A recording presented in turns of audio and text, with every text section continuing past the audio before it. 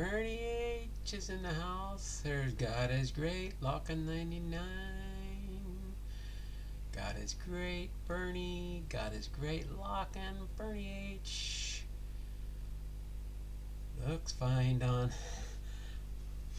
I'm operating at about 90%, but I figured it was good enough. I tried sorting some baseball cards with my eyeballs on.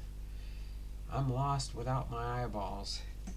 And when you have a head cold going on and all kinds of coughing and hacking and all kinds of yucky fun stuff, you never know what's going to go on. But I think I'm pretty much about 90% there. Doing about 90%. So, as you should have seen, I put it in the little note saying I would be live, but it will not be a big live stream, a long live stream. And since the 31st is on Monday, we're going to make that the official day of July for this month because of everything that's been going on. And I just want to take a little break over the weekend still, get fully recuperated, and hopefully good to go on Monday for our EOM/GAW for the month of July. So we will have time to make up some spots today. Just so everybody does know, we do have over 700 entries. Actually, on my spreadsheet here, I think it says 782. So by the time today's done, we should be up over 800 entries. But we will be doing bonus trivias today. We will be doing Edward Hugh Hanlon's, Ned Hanlon, his Hall of Fame biography. So this is Hall of Fame Friday. I was hoping I can get here so I wouldn't have to reschedule Friday. So it is Hall of Fame Friday, episode 127. Ned Hanlon, baseball game will be on the docket. And baseball trivia times 4. Well, 4 trivias. Yeah, we're going to go over Mondays, which was just a factoid type day. And then we'll have Tuesday, Wednesday, Thursday, and Friday. Okay, because I think, let me double check. I'm pretty sure that the weekend trivia is just that. I believe it's just a factoid. So we'll probably do the weekend trivia. We're going to start off on this day, Monday, and then do the weekend's trivia. And then Monday, we'll just get into Monday trivia to finish up the month of July. So we will have today to get entries, free entries, and on Monday to get your last free entry dibs for then. Hello, Donald. Hope you're feeling better. Maiden's World of Wax. I am just like I mentioned. We'll see how my voice progresses, but I'm going to try my best to try and get and muddle through today. I do have my water here so I could wet my whistle if it starts getting too raspy. But I think I'm doing much, much better. So without further ado, I am going to refresh the chat here real quick and see what time I started it. For our early bird, we'll go 5 minutes, and I think we might be there already, but let me check real quick. Let's see. Looks like the first one in the live chat was probably Bernie H at 202. Plus 5 is 207. So in less than a minute here, we'll end the early birds.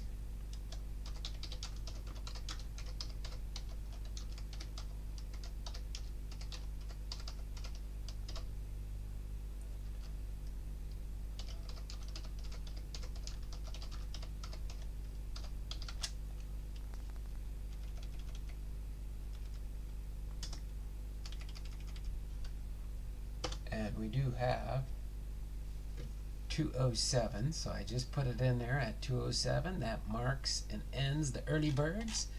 So let's get my advertising out of the way here. Oh, and we do have at last minute, the mail just came just before I came live here. We do have a family mail call package, and it is a I'm pretty sure it's a Topps redemption, but I don't know for the sure out of the top of my head. I'm pretty sure it should be. It's weird how Topps does some of these, but it looks like this Topps redemption is coming from... Oh, okay. I thought it was somewhere else. Hold on a second. Let me just say the city. Yeah. It's from Algona, Washington, which is here in Washington State. They sent it on the 27th, and I got it on the 28th. So that was pretty quick redemption. So, but I think it's from one of my redemptions probably a while back. So we'll see what that is when we get through everything. Maybe I'll do that no, I'm going to do it right after our Hall of Fame biography. I'm going to do it then. So again, our 2023 Patreon tiers.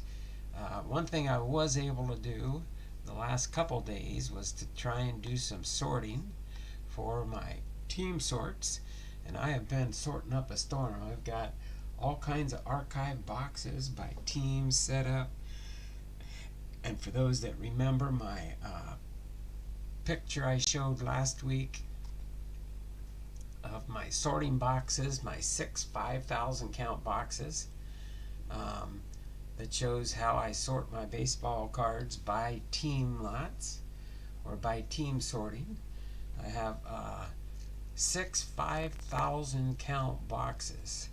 So that covers all 30 teams, actually 31 when you count the Montreal Expos and the Washington Nationals as two separate teams. The Expos became the Nationals when Montreal got rid of the Montreal Expos. Okay, so other than that, we've got again the Carefield Blasters, Megas, and Monsters. Every box contains a sticker certified packing and a guaranteed hit in every box. Okay, here's the update on the Mariners schedule. I think we're 2 games above 1,000, which is good. And then we play Arizona tonight at 6:40. Looking forward to that Arizona Diamondback series, playing the National League. So that'll be fun. And then after Arizona, we go into Boston after that. We go to Boston after we play Arizona. Boston comes to town. And then we play the Angels in Anaheim.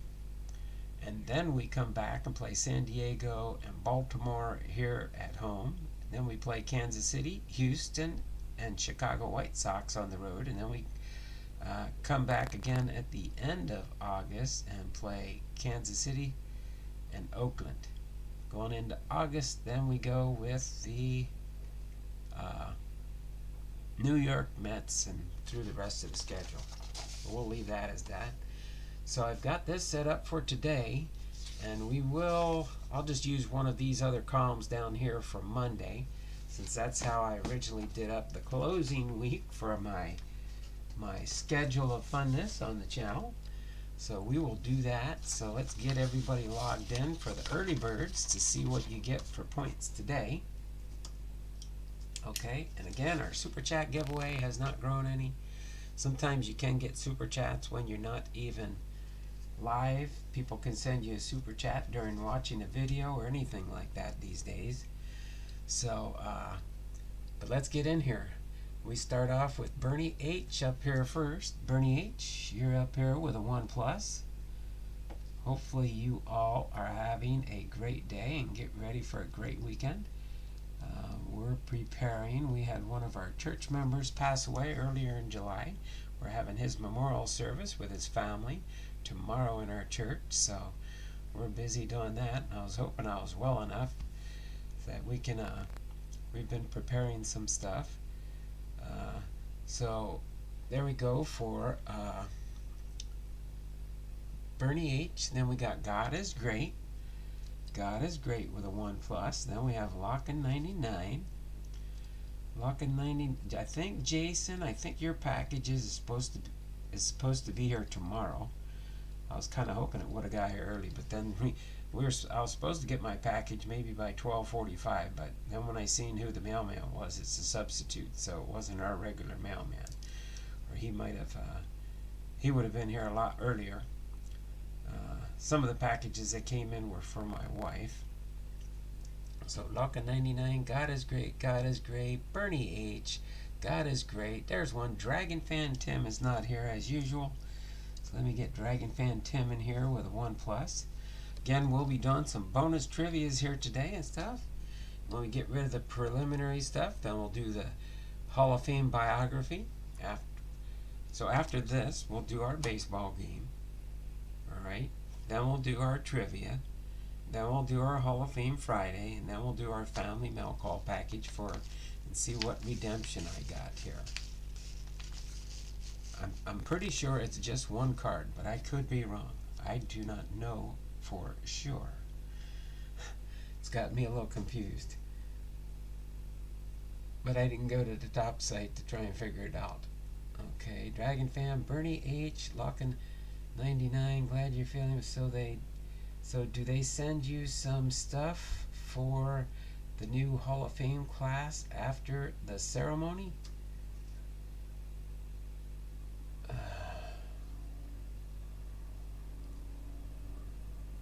No, they don't send me new stuff. I've been a life member, pretty much, of the Baseball Hall of Fame. I do get different mailings. I get their catalogs. I get the yearbooks. Usually after the ceremony takes place is when they'll send me. But I think they sent me the yearbook for this year with the two new inductees for McGriff and Rowland. So, but that's always fun. Okay. So then we've got Lockin. Maiden's World of Wax made it in here. Maiden's World of Wax. So let me get Maiden's World of Wax in here. Then I'll go through the list in case during the review process, Maiden.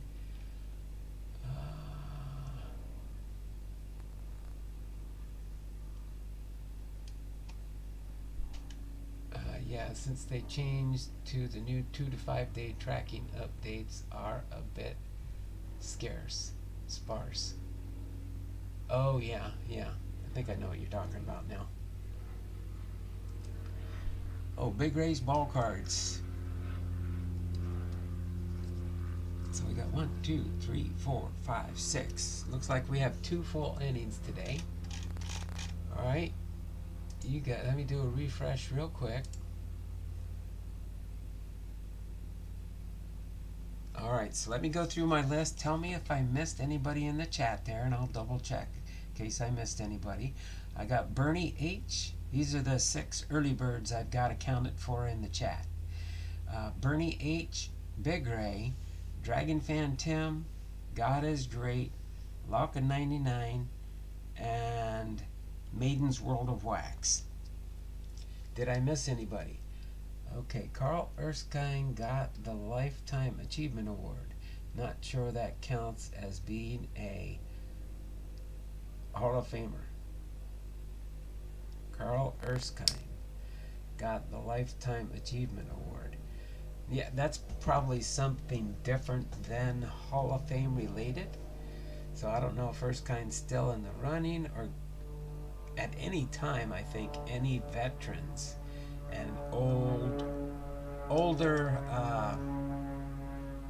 what they consider the ones that get voted in from the Veterans Committee.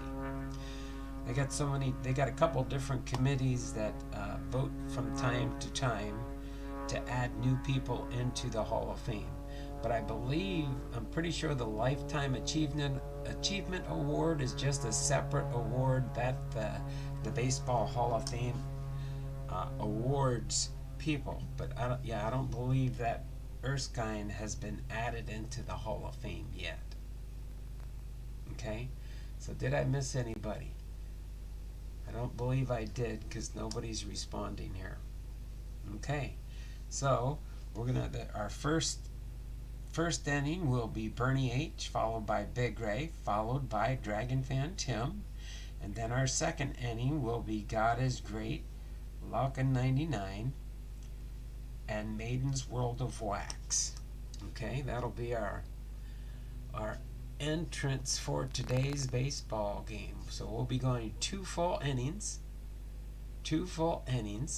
of 3 batters per inning. Okay, starting again, Bernie H, Big Ray, and Dragon Fan Tim. So let's get going with our first team of batters here. First up to bat is Bernie H. Got a single and a triple. That's a 2 plus a 1 is a 3 for Bernie H. It's nice to be back in the saddle again. I miss not doing my live streams, that's for sure. Alright, Big Ray's ball cards. Let me clear the board here. Big Ray, you're up for your 2 at-bats coming next. Got a single and a hit. 1 plus 1 is 2. So plus 2. For Bernie, next up to bat is Dragon Fan Tim. Dragon Fan Tim's up to bat next, and Dragon Fan Tim gets 2 at-bats. A triple. A rebound. And a 5 plus a 2 is a 7. 7 for Dragon Fan Tim. Alright, that completes our first inning. One more inning to go before we get into trivia. One more inning we go before we get into trivia. Okay? So again, our next 3 batters are God is Great, followed by Lockin 99, followed by Maiden's World of Wax. Okay? So, God is Great's up first. Got a single. 2 singles, a 3 plus a 1 is a plus 4. Plus 4. For God is Great, next up to bat is Lockin 99.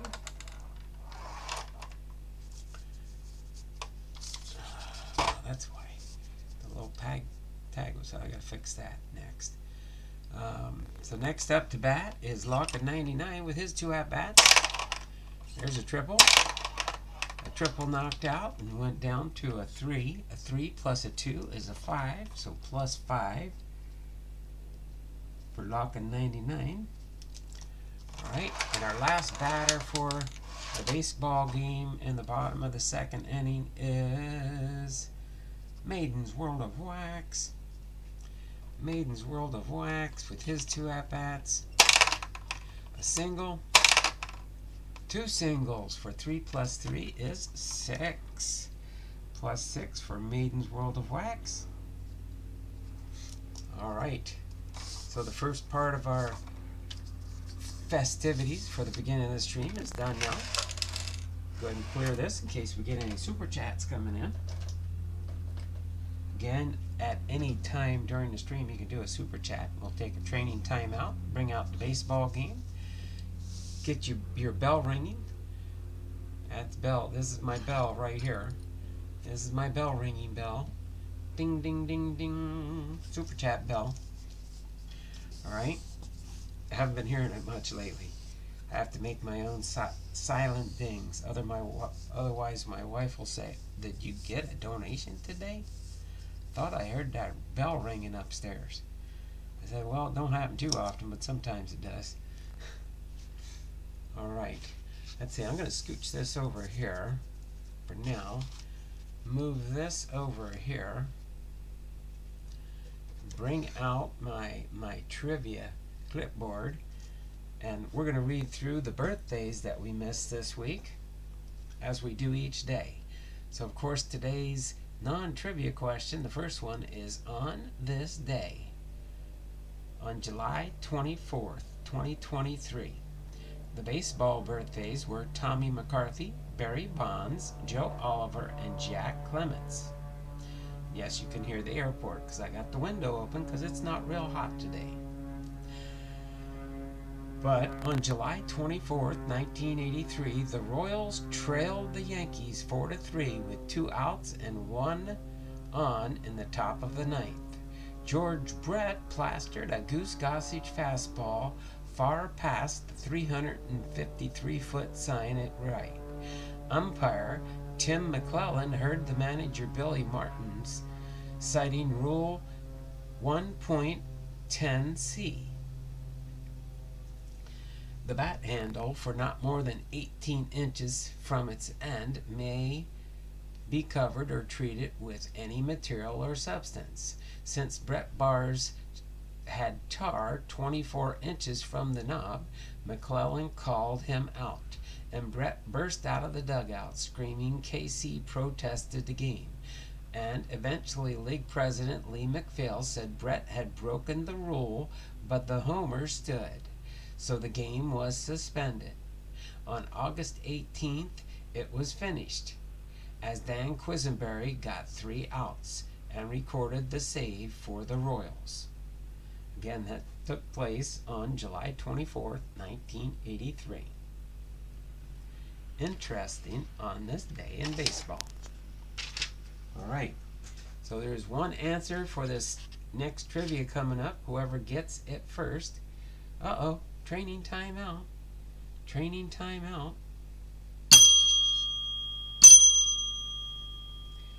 We got a super chat from Jay Pylon. You get him logged in. Oh, that one is done. But this, and yeah.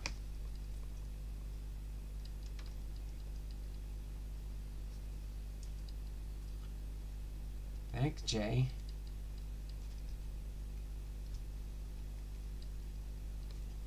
Right, so I got you marked there. And that will give Jay a +2. And that counts for 2 shots in the baseball game really quick before we get into our trivia. I caught that just before. Sox got some pretty good pitching prospects from the Angels, I think. Looks like the Angels are making a run for a wild card. All right, so Jay, I'm going to give you 2 at-bats. Yeah, you get 2 at-bats here.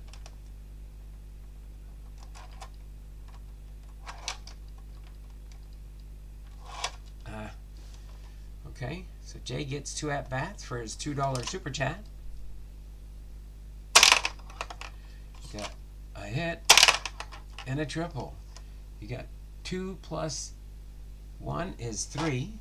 So you got a total of 5 entries. The 2 for the super chat and the 3 for the baseball game. So congratulations there, Jay.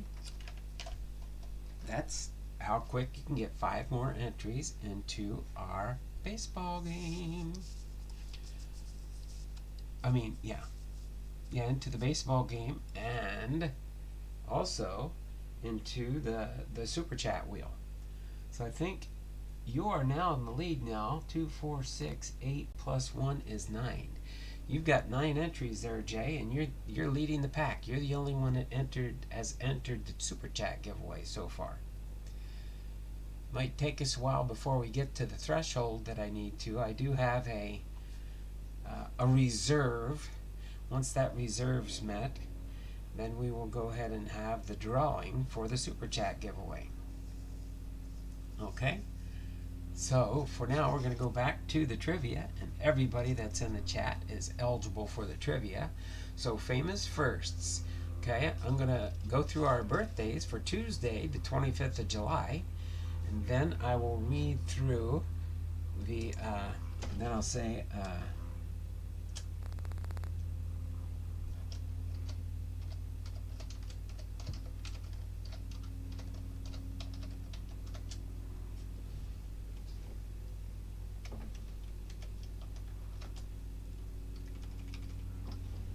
I will enter in the chat when you can start entering your guesses, okay?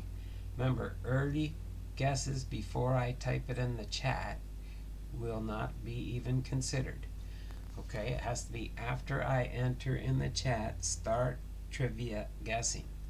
Okay, So famous firsts. Our birthdays first. I didn't do that, did I? For Tuesday, the 25th of July, the baseball birthdays are Whitey Lockman, Ed Sprague, Billy Wagner, and Doug Drabeck. But our trivia for today, for the 25th, was which Cuban was the first to win 20 games? Which Cuban was the first to win 20 games? Was it A, Camilo Pascal? Was it B, Orlando Hernandez? Was it C, Dolph Loque? Or was it D, Luis Tiant? Which Cuban was the first to win 20 games? Again, was it A, Camilo Pascal? Was it B, Orlando Hernandez?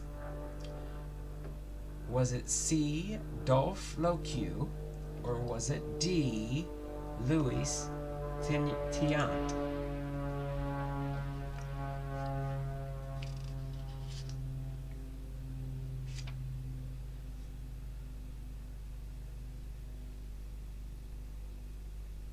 I like how everybody was guessing the same letter.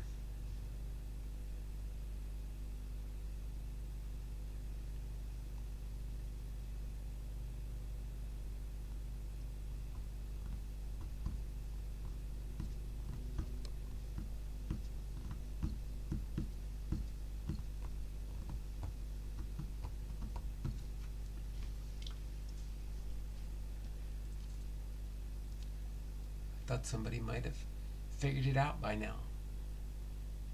So far, everybody's wrong, yes. And you all guessed the same thing. If it would have been the correct answer, it probably would have been Big Ray.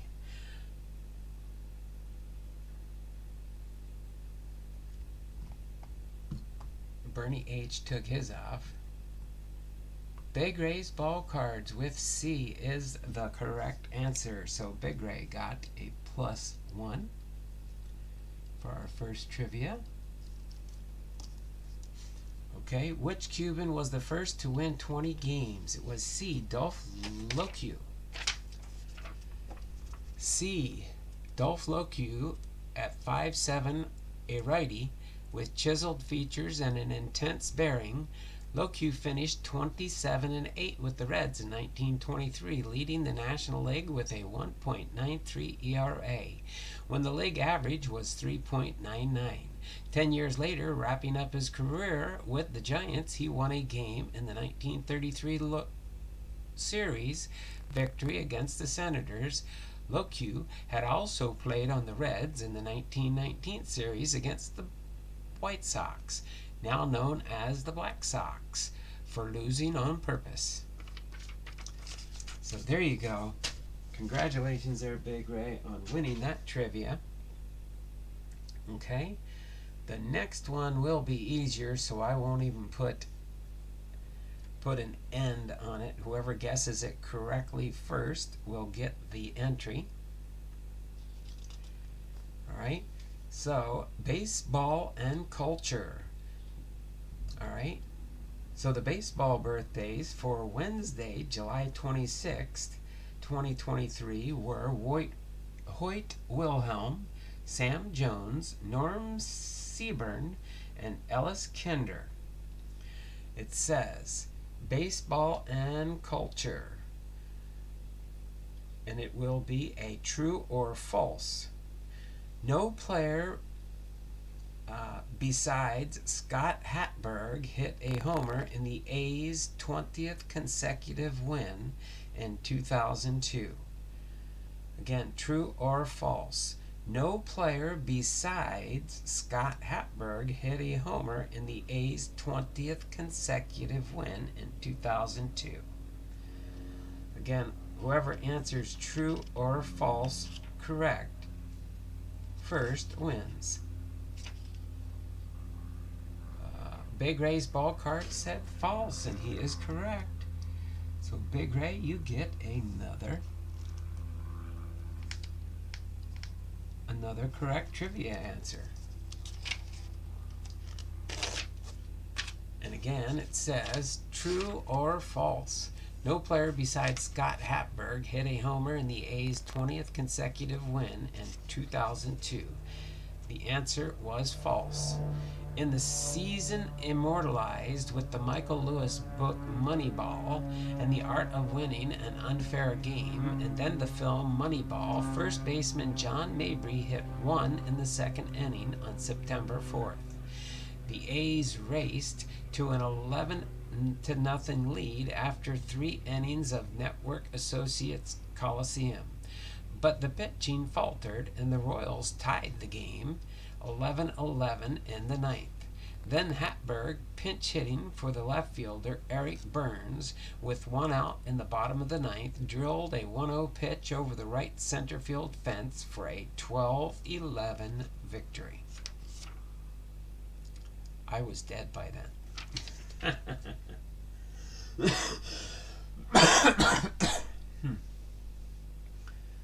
Alright, let me get a sip of water here real quick.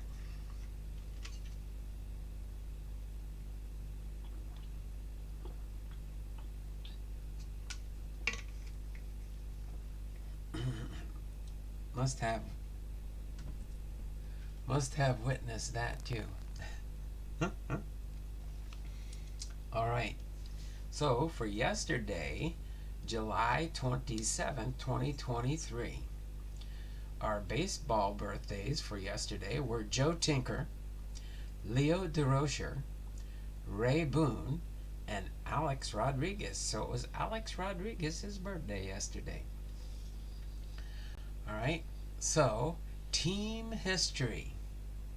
Team history. There's only one answer for this one out of the 4 choices. So team history. Which team, oh, and this one here I will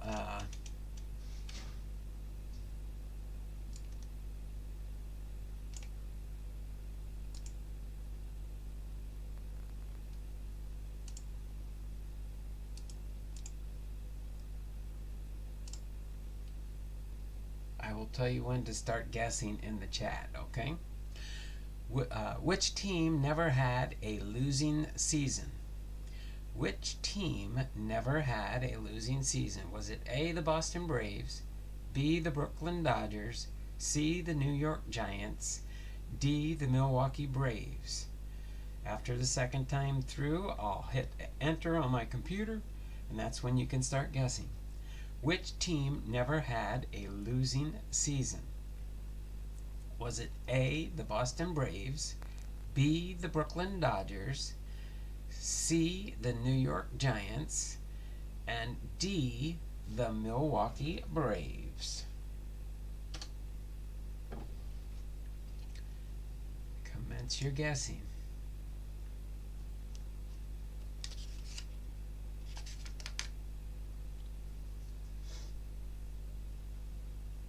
What do you mean E, Lachlan? There is no E. Bernie H. got it correct with D, the New York Giants. Congratulations there, Bernie H. You got this trivia. Alright, let's go ahead and read through the answer here. That was pretty quick. One more trivia, and then we have a factoid for the weekend before we get into our Hall of Fame Friday. Team history, again, which team never had a losing season? It was C, the New York Giants. Oops, wait, no. Did I say C? No, D, not C. D, the Milwaukee Braves. D, the Milwaukee Braves. Sorry about that. My eyes are playing tricks on me. It says D. It's an impressive yet undersold achievement. The Braves called Milwaukee home for 13 seasons, thrilling fans with a winning record each year from 1953 through 1965. In 1953, they set a National League attendance mark with 1.8 million fans. And the next year, they doubled the league average. Fans saw stars like Eddie Matthews, Hank Aaron, Warren Spahn, Joe Adcock, Lou Burdett, Joe Torre, and Del Randall. They won the Series in 1957 and the pennant in 1958. Hey, so they won the pennant the year I was born. Pretty cool. So there you have it. Team history.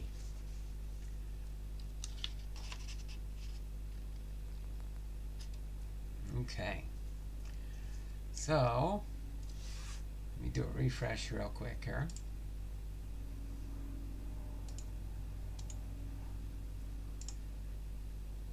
Alright. We're going to do today's trivia. And it's appropriately entitled Hall of Fame.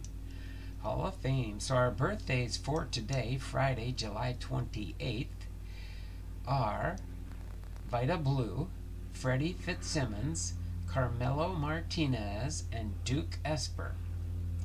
Okay, there's one correct answer out of our trivia for today, Hall of Fame Friday. Okay, and again, I'll hit the enter button when you commence your guessing, okay? Who logged 6 straight hits against Whitey Ford in all All-Star games? Was it A, Hank Aaron? Was it B, Stan Musial? Was it C, Willie Mays? I'll read it through one more time, and then I'll hit the enter button on my computer so you can commence your guessing. Who logged 6 straight hits against Whitey Ford in All-Star games? Was it A, Hank Aaron, B, Stan Musial, or C, Willie Mays?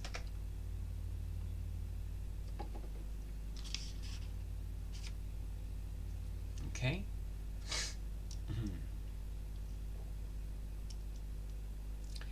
Bernie H got it correct. It was Willie Mays. So +1 for Bernie again. Bernie, you got that trivia correctly. Good. Johnny on the spot guess there. Alright, so Hall of Fame. Who logged 6 straight hits against Whitey Ford in All-Star games? It was C, Willie Mays. Alright. Right there, you can see the answer. C, Willie Mays. The National League trailed 5-0 in the 1955 All-Star game after 6 innings. Mays singled against Ford in the 7th and 8th as the National League won 6-5 in 12. In 56, Mays pinch hit a 2-run homer against Ford in a 7-3 National League win. In 1959, Mays tripled in the deciding run in the 8th in a 5-4 win. In the second of 2 games in 1960, Mays singled off Ford and later homered in a 6-0 win. The first of 2 meetings in 61. Ford struck out Mays to end the streak at 6. So that was pretty cool. Alright. So congratulations there, Bernie, on that win. Now for our baseball history factoid for tomorrow and Sunday. We're going to do that now. That way Monday, I'm not going to do a real long stream Monday. We're going to finish up getting entries for the people that show up. And then we won't have an end of stream. Well, we will have an end of stream today where you'll get your 2+. Always on the last day of our month, though. I'm not gonna do the. Well, we'll do the end of stream, but we won't do it unless it ends up filling up before the end of the month. Then we don't do anything to carry over. We'll always start the new month off fresh. Okay.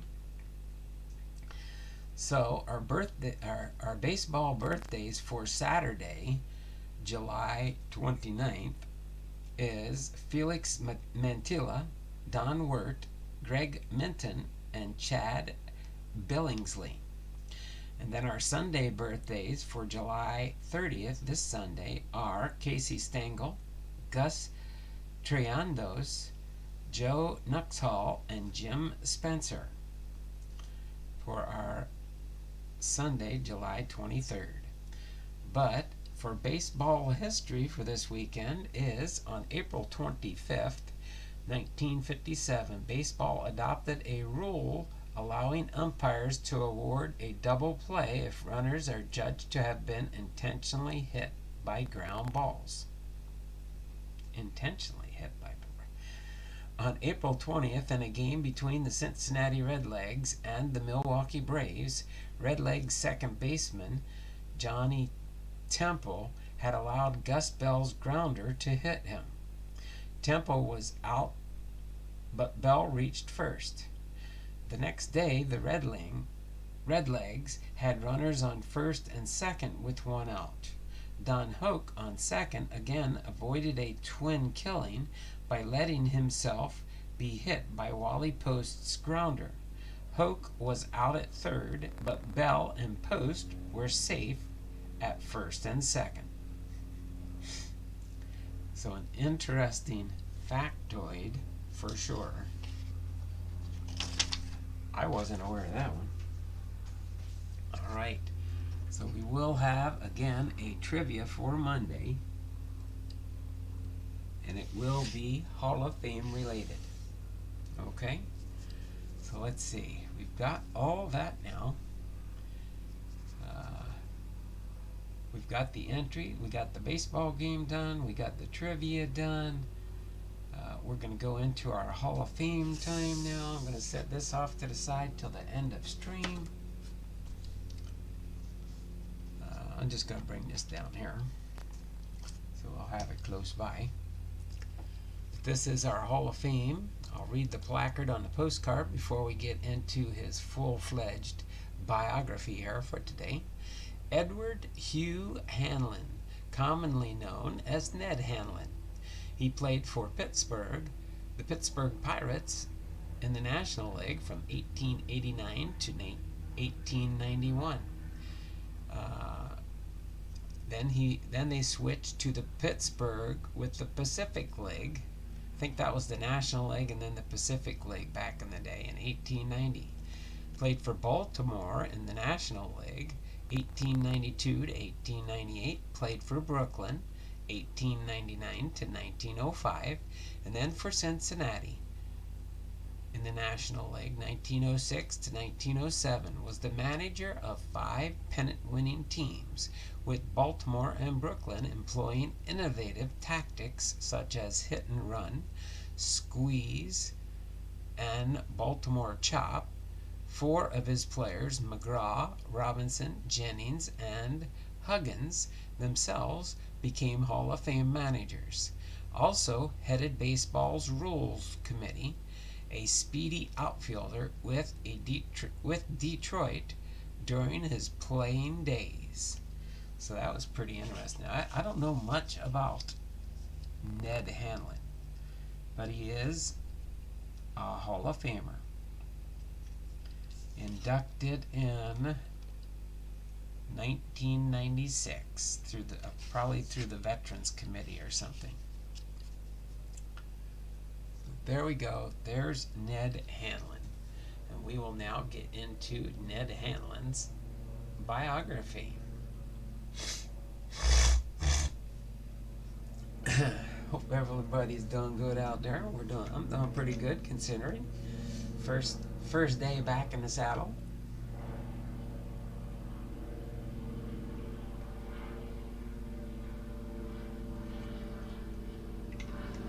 I'm pretty sure I saw all those games live also.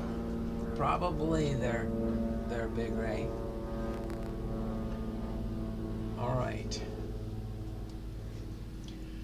So Ned Hanlon, Baseball Hall of Famer, Edward Hugh Hanlon, born August 22nd, 1857, passed away on April 14th, 1937, also known as Foxy Ned, and sometimes referred to as the father of modern baseball.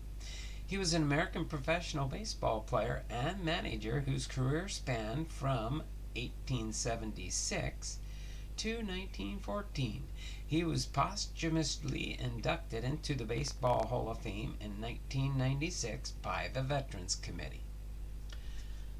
I vaguely remember that when I was checking them out. Hold on a second. I gotta clean my eyeballs here. I should have did that before. I think it was probably from sorting cards last night. They got a little dusty. You know, when you're. If I was sorting like that, that'd be like Men in Black. You ever seen that Men in Black scene with the post office and the mailman's sorting the mail? And he's an alien mailman.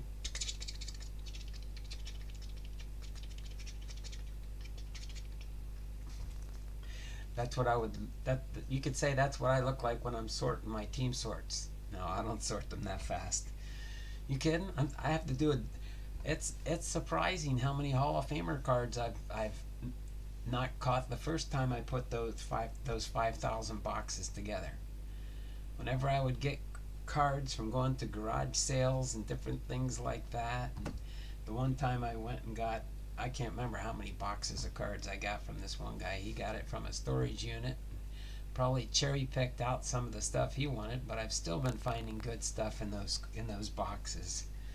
So I've got a lot of boxes to do some team sorting on, and finding all kinds of old rookie cards that I didn't realize that I had. Oh my word. It's fun going through old cards, that's for sure. I could almost do like Mickey does on, Boomslang does on his channel, where he goes through these big count boxes. I mean, I could do that but it's too hard to do while I'm sorting. I just find them. What I'll do is I'm keeping all the cards separate in my new sort, and I probably got a couple hundred of them so far, of more Hall of Famer cards. So that's going to be fun. But Hanlon was a manager in Major League Baseball from 1889 to 1907, compiling a 1,313 wins to 1,164 losses, with a .530 winning percentage, with 5 different baseball clubs. He is best remembered as the manager of the Baltimore Orioles in 1892 to 1898, and the Brooklyn Superbus in 1899 to 1905. In the 7 seasons from 1894 to 1900, Hanlon compiled a .635 and .315, or a 668 winning record, and his teams won 5 National League pennants during his years with the Orioles. Hanlon was also credited with inventing and perfecting the inside baseball strategy, including the hit-and-run play and the Baltimore chop.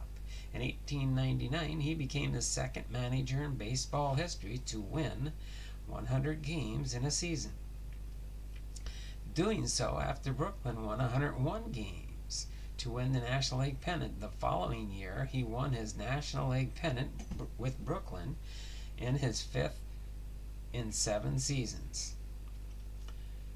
Hanlon also played 13 seasons in Major League Baseball, principally as a center fielder. He played in over 800 games as an outfielder for the Detroit Wolverines, remaining with the team during all 8 years of its existence from 1881 to 1888.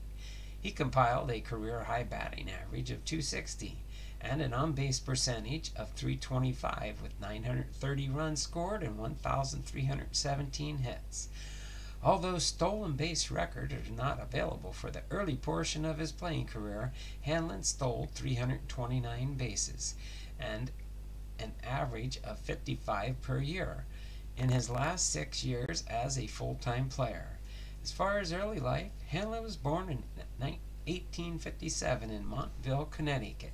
His parents, Terence and Mary Hanlon, were immigrants from Ireland. In 1870, Hanlon's father worked as a railroad laborer, while Ned, age 13, along with his older brother, James, at age 14, younger brother, O'Brien, age 11, worked in a cotton mill to help support the family. By 1880, the family had moved a few miles south to New London, where Hanlon's father, 3 brothers, James, Byron, and Terence, and a stepsister, Clara Blake, were all working in a cotton mill. Ned was saved from the life in the mill by his talent for baseball. The 1880 census record his occupation in contrast with his other family members as a professional ball player. His career as a professional ball player. Professional baseball career. When he was in the minor leagues, Hanlon began his professional baseball career in 1876 at age 17 or 18 with the Providence, Rhode Island club. He next played for the Fall River, Massachusetts club in the New England League. In 1877, the Rochester, New York club in the International Association. In 1878, and the Albany, New York team in the National Association in 1879. He played third base at Albany Post, a .315 batting average with it, and scored 44 runs in 47 games. Then he moved on to Cleveland. Hanlon made his Major League debut on May 1st, 1880 as a member of the Cleveland Blues of the National League. He appeared in 73 games for the Blues, 69 as an outfielder and 4 as a shortstop, and compiled a .246 batting average with 32 RBIs. On June 2nd, 1880, he made the final out of the first perfect game in Major League history, a 1-0 victory by Lee Richmond of the Worcester Ruby Legs. Then on to Detroit. Hanlon joined the newly formed Detroit Wolverines in 1881, and he was one of only 2 players, along with Charlie Bennett, who played for the Wolverines during all 8 years of the team's existence. In his 8 seasons with the Wolverines, Hanlon compiled a .261 batting average, which was boosted to a .318 on-base percentage by 271 bases on balls, and 6 times hit by pitch. He hit over .300 only once in his career, compiling a .302 batting average, .372 on-base percentage in 1885. During his time with Detroit, Hanlon was considered to be an excellent baseball runner. Although stolen base records are not available for the years before 1886, Hanlon stole 329 bases, an average of 55 per year, in his last 6 years as a full-time player.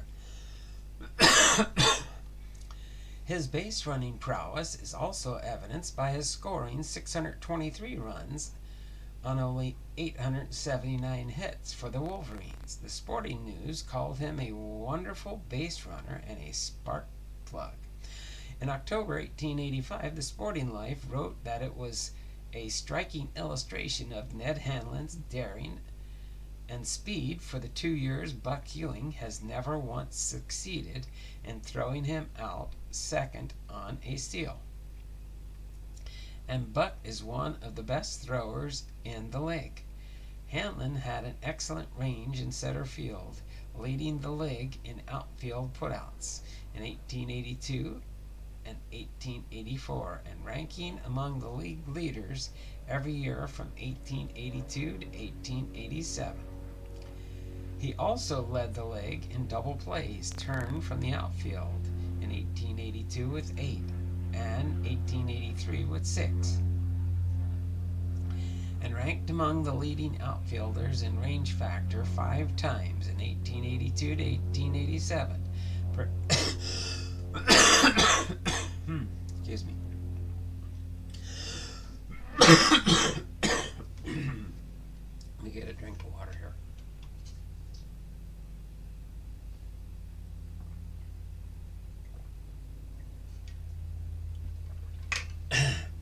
Perhaps as a result of his extensive range, Hanlon was also regularly among the leaders outfield errors and led the league with 35 errors in 1880, 38 in 1885, and 31 in 1891. In 1886, the Sporting News Life wrote, Ned Hanlon never played more brilliant fielding game than now.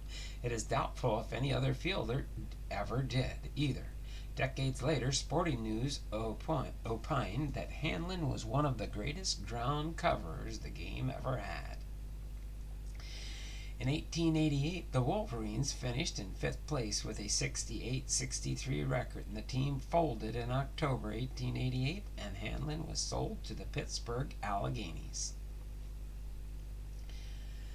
Spalding's trip. During the winter of 1888 and 1889, Hanlon traveled to Hawaii, Australia, Ceylon, Arabia, Egypt, Europe, and the British Isles as part of Albert Spalding's Around the World Baseball Tour. Baseball games were held between the Chicago White Stockings and a picked team called the Americans. Hanlon played center field for the All-Americans. As far as Pittsburgh, after returning the Spalding tour, Hanlon joined the Pittsburgh Alleghenies and took over as a player-manager in the second half of the season. The Alleghenies compiled a 35-53 record and were languishing near the basement of the National League before Hanlon took over as his manager. Sorry, am I missing anything in the chat? I wasn't paying attention. Bernie H. Thanks. Laugh out loud.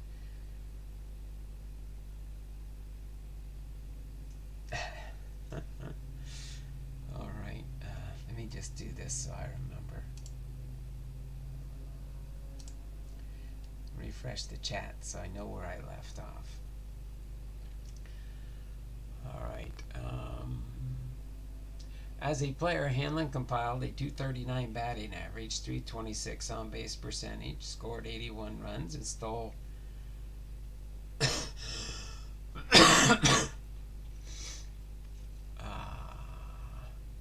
53 bases during the 1989 season. All right.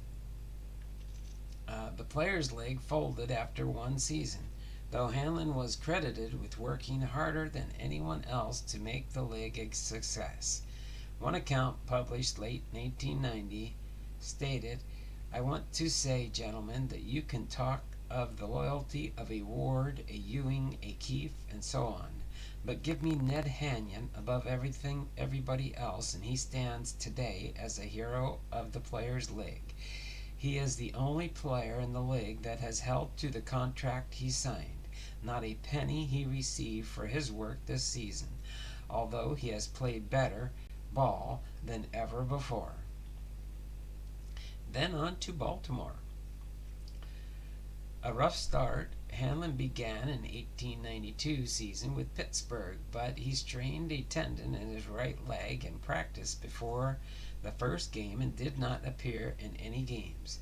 On May 5, 1892, Hanlon signed as captain and manager of the Baltimore Orioles. He took over as manager. George Van Haltren and John Waltz led the team to a 3-16 record the first 19 games. Hanlon fared only somewhat better than Hanlon and Waltz, as the team went 48-85, and the remainder of the season had finished 12th place in the National League. Then assembling the talent. While Hanlon was not able to immediately turn the Orioles into a winning club, he quickly evaluated the talent available and looked for new talent elsewhere. By 1894, 3 players from the 1892 opening lineup, McGraw, Wilbert Robertson, and pitcher Sadie McMahon, remained on the roster. Hanlon's effort to revamp the club included the following: shortstop John McGraw, and played only 33 major league games with a .270 batting average before the 1892 season.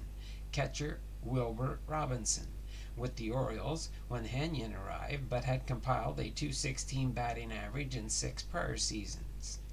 In September 1892, Hanlon showed a nerve in trading George Van Haltren to the Pittsburgh Pirates in exchange for Joe Kelly and cash.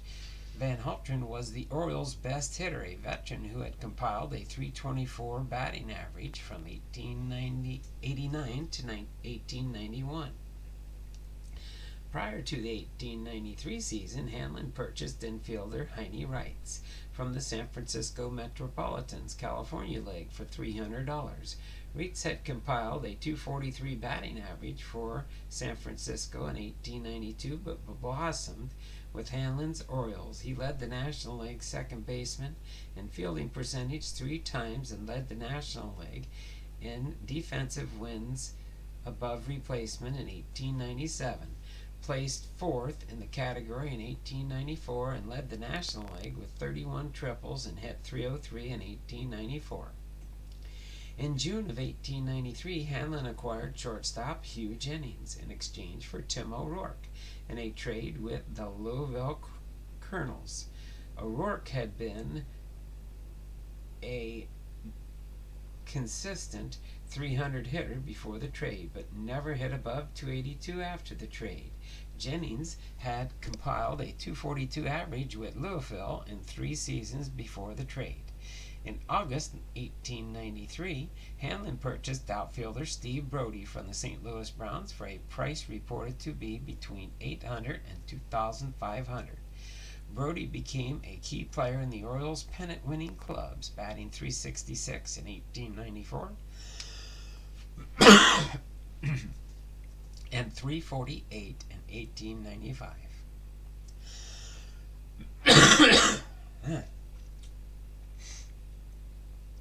In June of 1894, Hanlon made a final key move, purchasing Kid Gleason from the St. Louis Browns for $2,400. Gleason hit .231 in 6 major league seasons before joining the Orioles, and he proved to be a solid fielder at second base and hit .349 for the Orioles in 1894 and .309 in 1895. For his efforts in building Baltimore's championship teams, Hanlon developed a reputation for having a keen eye for talent. The Sporting News later wrote that he had almost uncanny ability to judge players, a faculty of imparting to him in his remarkable store of knowledge, a genius for inspiring his men to rise to the heights, and personally that enable him to gain hold of the confidence of all whom he came into contact with.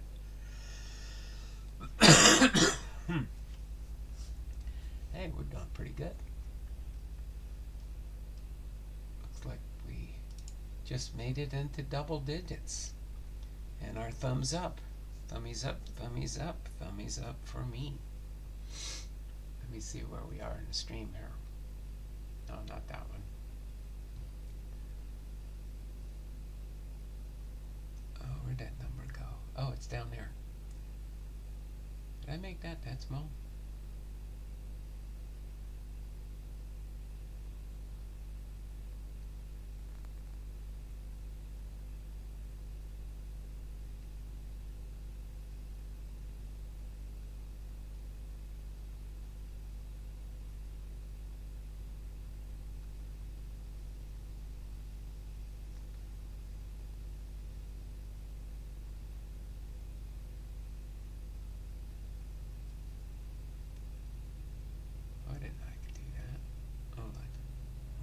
Oh, really? Sorry. I'm just messing with something here. Trying to check something. I didn't want to move you.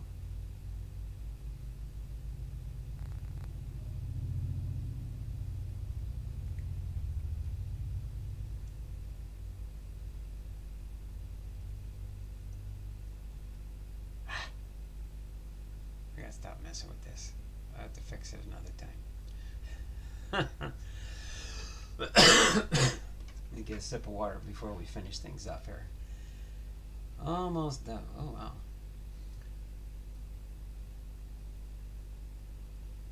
Got through that. We're at the peak years next. Before we move into Brooklyn.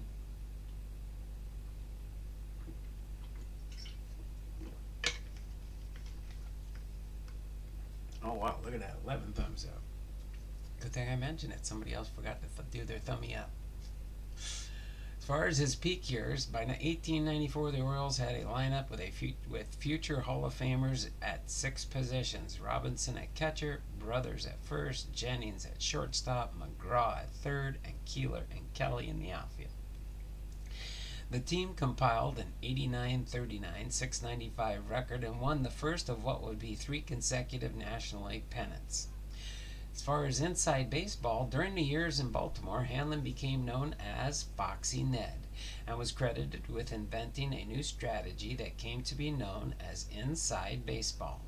The strategy focused on teamwork, speed, and execution, and encompassed a hit and run play, a squeeze play, and a sacrifice bunt.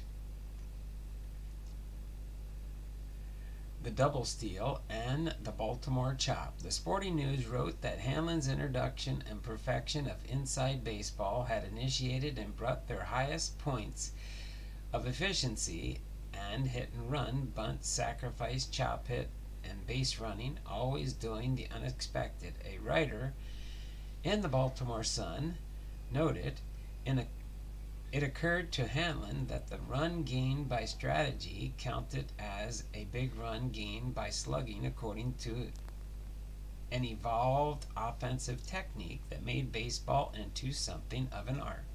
Hanlon introduced hit and run play during the 1894 season. He took the Orioles to Macon, Georgia for spring training, the move that was called a goofy venture in the press. While in Macon, he practiced and perfected the hit and run in the opening series of the 1894 season against the New York Giants. Hanlon's players ran the hit and run 13 times. The New York manager John Montgomery objected to the tactic, claiming that Hanlon wasn't playing baseball but a new game. The tactic was deemed to be legal, and Hanlon proudly demonstrated it for fans before games starting in the 1894 season. Hanlon's Orioles were also known for their opportunistic play, Willie Keeler famously declaring, "Hit 'em where they ain't," having been a particularly weak batter against left-handed pitchers. Hanlon learned from his own weakness and was one of the first managers to employ platoon system, switching players in the lineup depending on whether the opposing pitcher was left or right-handed. Connie Mack, who was a player on Hanlon's 1891 Pittsburgh plug, then an opponent as manager of the Pirates from 1894 to 6, said, "I always rated Ned Hanlon as the greatest leader baseball ever had. I don't believe any man lived who knew as much baseball as he did." Hanlon's strategic innovations led the Sporting News to call him the game's greatest strategist, and led many to call him the father of modern baseball. Crossover Paranormal Society's in the house. How you doing there, Jonathan? Thanks for popping into the stream with us today. And then on to Brooklyn. In October 1898, rumors spread that Hanlon may move to the Brooklyn Bridegrooms and take many of the Orioles players with him. By December 1898, discussions were underway for a consideration of the Brooklyn and Baltimore clubs in Brooklyn. Negotiations continued through the winter, and ultimately a deal was struck which resulted in Hanlon and Baltimore owner Harry von der Horst receiving stock in the Brooklyn club, and with von der Horst as the controlling shareholder of both clubs under the deal. Hanlon became the manager of Brooklyn and took Keeler, Kelly Jennings with him to Brooklyn. The Brooklyn team, formerly known as the Bridegrooms, was dubbed the Super Bass in the press simply because the new manager shared the same name as a popular vaudeville acrobat troupe known as Hanlon's Super Bass. Hanlon led his 1899 Super Bass to a 101-47 record and a National League pennant. Outfielder Keeler and Kelly led the offense with the averages of 379 and 325 on the mound. Pitchers Jack Dunn, Jim Hughes, and Brickyard Kennedy combined for a 73-28 record. The 1900 Super Bass again won the pennant with a 82-54 record, as Keeler and Kelly again led the offense with the average of 362 and 319.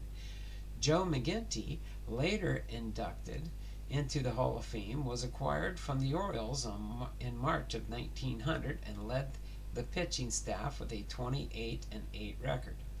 Prior to the 1900 season, the Superbass also acquired Jimmy Sheckart from the Orioles. Sheckart hit .354 with 19 triples for Hanlon's team in 1901.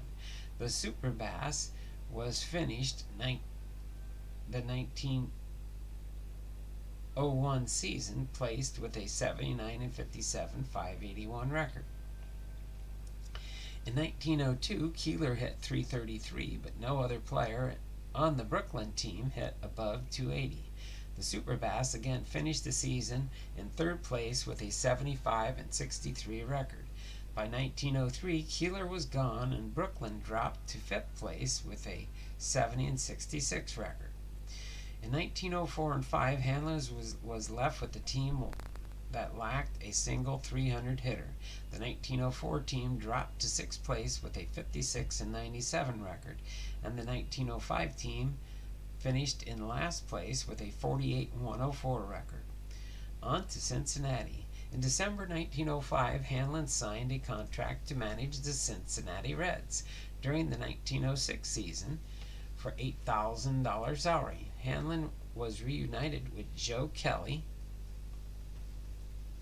in Cincinnati, but Kelly was past his prime and compiled a .228 batting average in 1906. Second baseman Miller Huggins was Hanlon's best batsman in 1906 with a .292 average.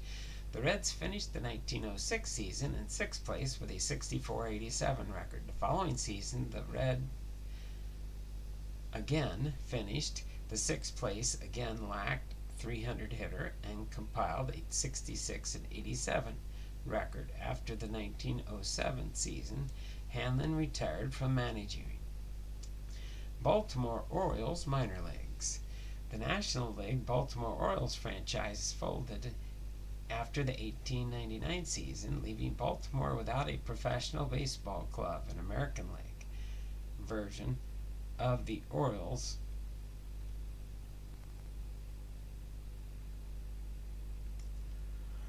Hanlon also purchased the ballpark used by the American League Orioles for $3,000. Although it had been built only 2 years earlier at the cost of $21,000, Hanlon owned the Eastern League Orioles through the 1908 season, but sold the team and ballpark on November 16, 1909 for $70,000, a profit of more than $60,000 on his 1903 investment of $8,000. Then we have the Baltimore Terrapins. Thanks there, Sensei Domino. Appreciate you popping into the stream here. Thummies up, thummies up, thummies up for me. Alright. The Federal League, in November 1913, Hanlon became the principal shareholder in the Baltimore Terrapins of the Federal League, a third major league that existed from 1914 to 1915. Hanlon took the role of managing the Terrapins, and the team finished third place with a 84-70 record in 1914, but dropped to last place in 1915 with a 47-107 record. The Federal League collapsed after its 1915 season, and most of the Federal League owners were bought by the owners of the American National Leagues or were compensated in other ways. For example, the St. Louis Federal League team was permitted to buy the St. Louis Browns. Hanlon and his co-owners of the Terrapins were not provided with any compensation. And the Terrapins thereupon sued the National and American Leagues for conspiring to monopolize baseball by buying the Federal League's other constituent clubs, thereby destroying the Federal League. At trial, the defendants were found jointly liable, and damages of $80,000 assessed, which was tripled to $240,000, $3.51 million in modern money, under the provisions of the Clayton Antitrust Act. The judgment was reversed on appeal, ultimately resulting in the United States Supreme Court decision, Federal Baseball Club versus National League, written by Justice Oliver Wendell Holmes, Jr., holding that baseball was not interstate commerce and was therefore not subject to regulation.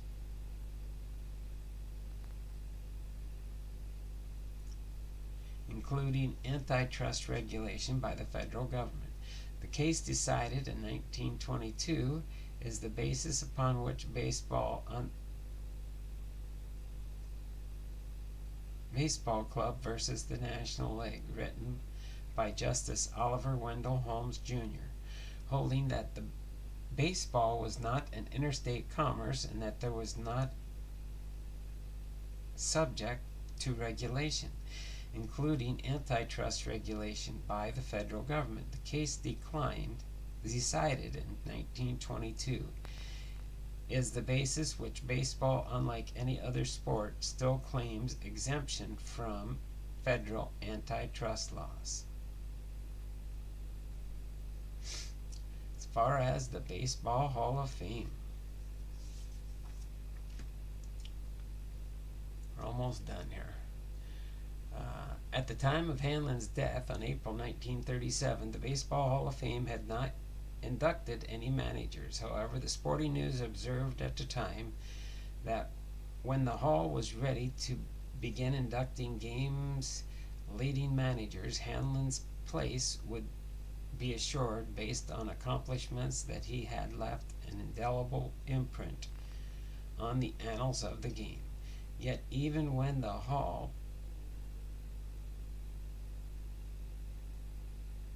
began inducting managers,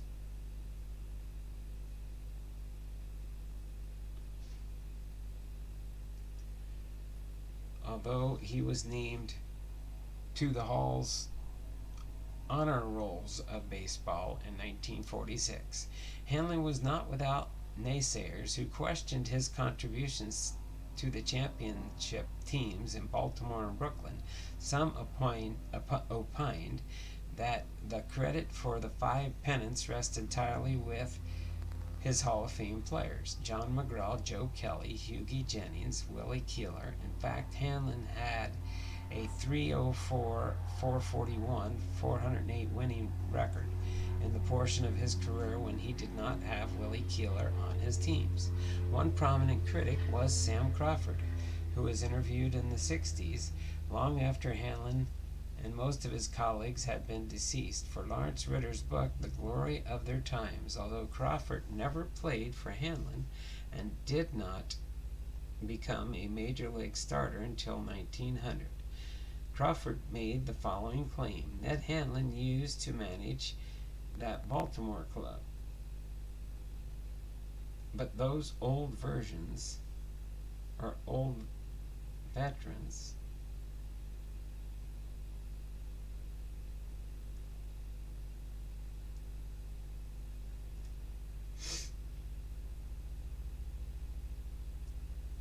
Ned Hanlon used to manage that Baltimore club, but those old veterans didn't pay any attention to him. Heck, they all knew baseball inside and out. Those old Baltimore Orioles didn't pay any more attention to Ned Hanlon, their manager, than they did to the bat boy. He was a bench manager in civilian clothes. When things would get a little tough in a game, Hanlon would sit there on the bench and wring his hands and start telling some of the old-timers what to do. They'd look at him and say, "For Christ's sakes, just keep quiet and leave us alone. We'll win this game if you only shut up."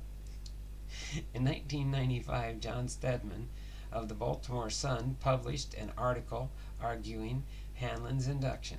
Stedman pointed that Hanlon's strategic innovations being worthy of the Hall, and suggestions that Hanlon's omission may have been resulted in a committed unpardonable sin in suing Major League Baseball for violation of antitrust laws. In 1996, Hanlon was finally inducted into the Hall of Fame and voted by the Veterans Committee. In closing, family life and later in years. Hanlon and his wife, Helen Jean Hanlon, had 5 children. Edward, born 1891, Joseph, born in 93, Mary, born 1895, Helen, born 1898, and Catherine Lillian, born in 1903. Hanlon moved to Baltimore when he assumed control of the Orioles in 1892 and lived there for the rest of his life. For more than 30 years, he lived at 140 Mount Royal Avenue in Baltimore in 1900 and 1910.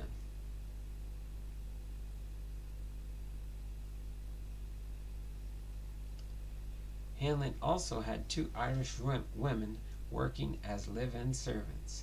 In September 1916, Hanlon was appointed to the Baltimore City Board of Park Commissioners. He remained on the park board for 21 years as its chairman beginning in 1931. In 1918, Hanlon's son, Joseph, was killed while serving as a lieutenant in the United States Army during action on the Western Front in France during World War I. In January 1920, the Baltimore City Department of Parks, in which Hanlon had served on the supervising board, renamed a park off Liberty Heights Avenue in northwest Baltimore as Hanlon Park in honor of Hanlon's son. It had formerly been known as Ashburton Park. In December of 1932, Hanlon's wife, Helen, died after suffering for several years from a heart ailment. Hanlon died a little more than 4 years later at the age of 79. He had been ill for 3 years and in serious condition for several months when he suffered from a heart attack on April 10th and died on April 14th, 1937. A Requiem Mass was held at Corpus Christi Roman Catholic Church in Mount Royal Avenue in the Bolton Hill neighborhood of Baltimore, and he was interred in the New Cathedral Cemetery in Frederick Road in southwest Baltimore. Hanlon left an estate valued at $128,000 to be shared by his surviving son and 3 daughters. So there you have it, Ned Hanlon, our Hall of Fame Friday, episode 127. Oh my word. Again, he was a center fielder and a manager, born August 22nd, 1857 in Montville, Connecticut, in the United States. He died April 14th, 1937 at the age of 79, Baltimore, Maryland. He batted left through right. His MLB debut, May 1st, 1880 for the Cleveland Blues. His last MLB appearance was September 15th, 1892 for the Baltimore Orioles. His MLB statistics, his batting average was .260, home runs 30, runs batted in 517, stolen bases 329. His managerial record was 1,313 wins, 1,164 losses. As a player, he played for the Cleveland Blues, 1880, Detroit Wolverines, 1880 to 81 to 88, Pittsburgh Alleghenies, 1889, Pittsburgh Burgers, 1890, Pittsburgh Pirates, 1891, the Baltimore Orioles, 1892, as a manager for the Pittsburgh Alleghenies, 1889, Pittsburgh Burgers, 1890, Pirates, 1891, Baltimore Orioles, 92 through 98, Brooklyn Superbass, 1899-1905, and the Cincinnati Reds from 1906 through 1907. As a player, he won the National League Pennant Award in 1887. As a manager, 5 times National League Pennant winner, 1894, 95, 96, 99, and 1900.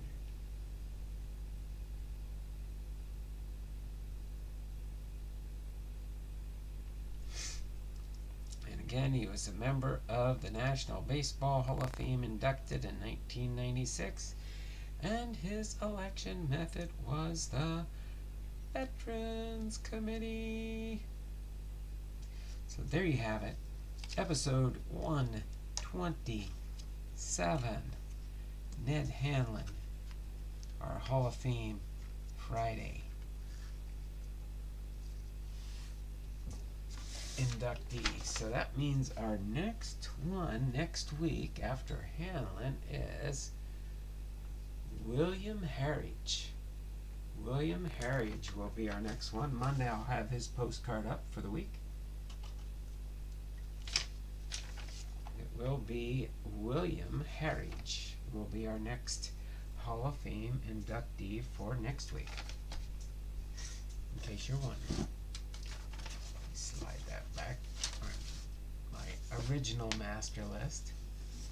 And if anybody out there would want one, I could print you out a master listing of my Hall of Fame list, so you could use it for a reference point if you're searching for Hall of Famers.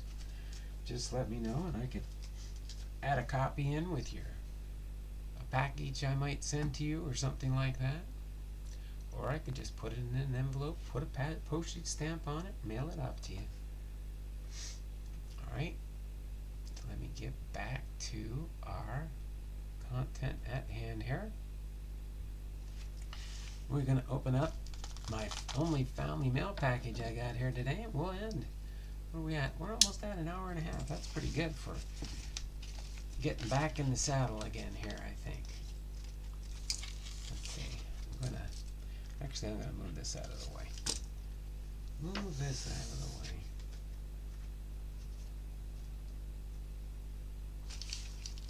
So I can cut this envelope up here.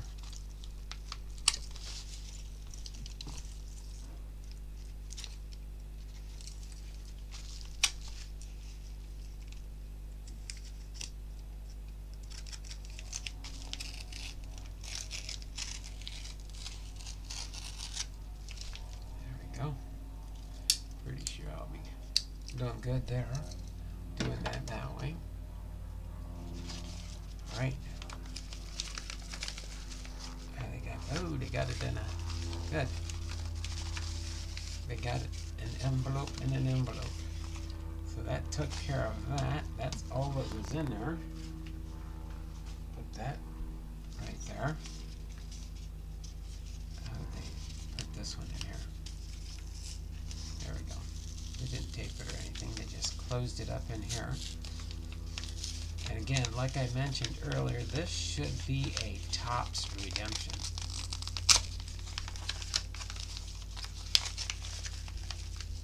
I'm thinking maybe it is.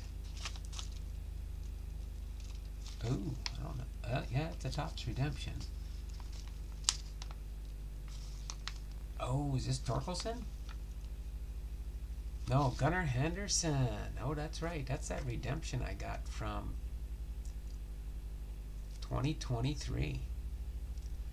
Gunnar Henderson, Baltimore Orioles autograph card. Oh, thanks, Bernie. Appreciate that. Topps. It's a sticker certified, but wow, Gunnar Henderson. Gunnar Henderson auto.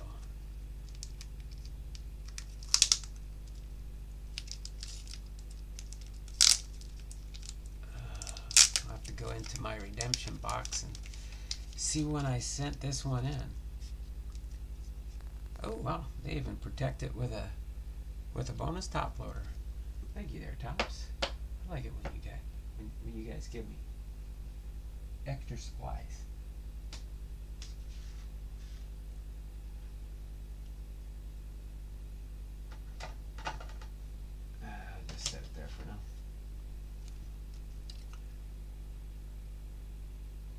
I don't like when they cover that, but that's okay. You know what the card looks like. It's got a Topps certified sticker on it. Gunnar Henderson. Here, I'll see if I can get you a close-up shot of that one. Rookie card for Gunnar Henderson. I know where that one will go.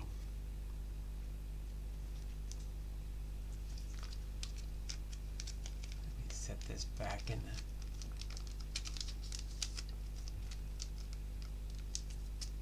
team bag. Gunnar Henderson. That's cool. Nice Gunnar Henderson auto there. And I got a Jiffy Light bag that I can use for shipping something. Dragon Fan Tim, we need to make a trade. Not for this one there. Not for that one there, Dragon Fan Tim. I'm going to hold on to that one for a little bit. Okay, so it is our end of stream time now. Let me scooch that one over a little bit. Gonna do our end of stream and close up shop for today. Again, we will be live again on Monday. Usually I don't do a Monday stream, but since the 31st of July is Monday, I will be doing a live. As far as I know, it should be 2 o'clock, but if for some reason, if I know something else is coming up, I will post in the community tab and update. So if you're in my channel loop, if you get notifications, you'll get notification of my text, and I will say what time if it won't be 2 o'clock. Okay? So, let me get here real quick.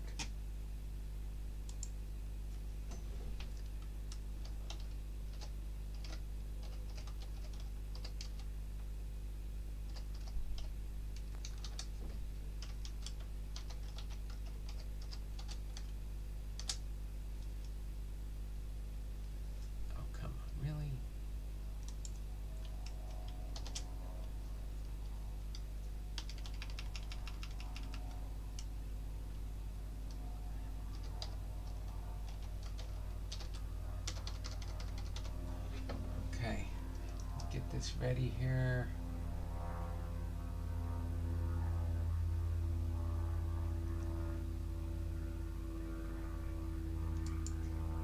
All right, go ahead and start. 34, 35, 36, 37. At 37, we will end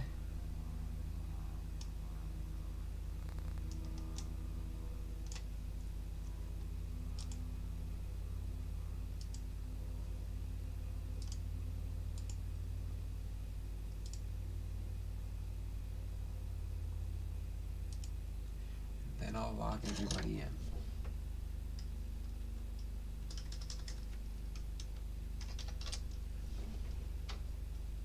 So for those that might be hanging out that don't know what we're doing, if you just say something in the chat. If you're here at the beginning, you're good to go. We got 1, 2, 3, 4, 5, 6, 7 people that were here at the beginning. If they're here at the end, they get a +2. If you're just here at the end, you do get 1 entry into the end of month GAW that will be done Monday. Again, that'll give me a couple more days to get more healthy and be ready for a fun-filled Monday. And then after that, we'll be doing our regular scheduled for August. August will be a new month. Probably not here as always. See, we have Bernie H is here for 2+.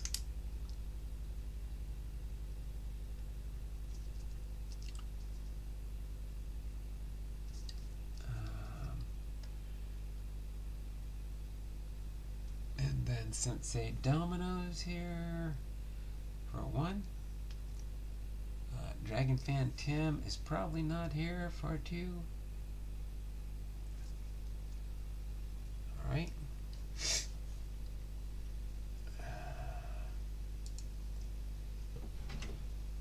Nobody else hanging out with us? It says 7 viewers. Nobody else wants to jump into the free entry train? All you gotta do is say, here, present, I'm here, hi, take care, Don, have a nice weekend. But no, I'm gonna do that in a minute here. So far I've got Bernie H and Sensei Domino. Oh, and Dragon Fan Tim. Yep, Dragon Fan Tim.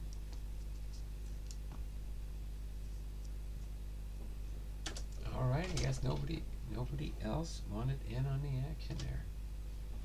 So end of stream 2 minute waning or warning. Huh?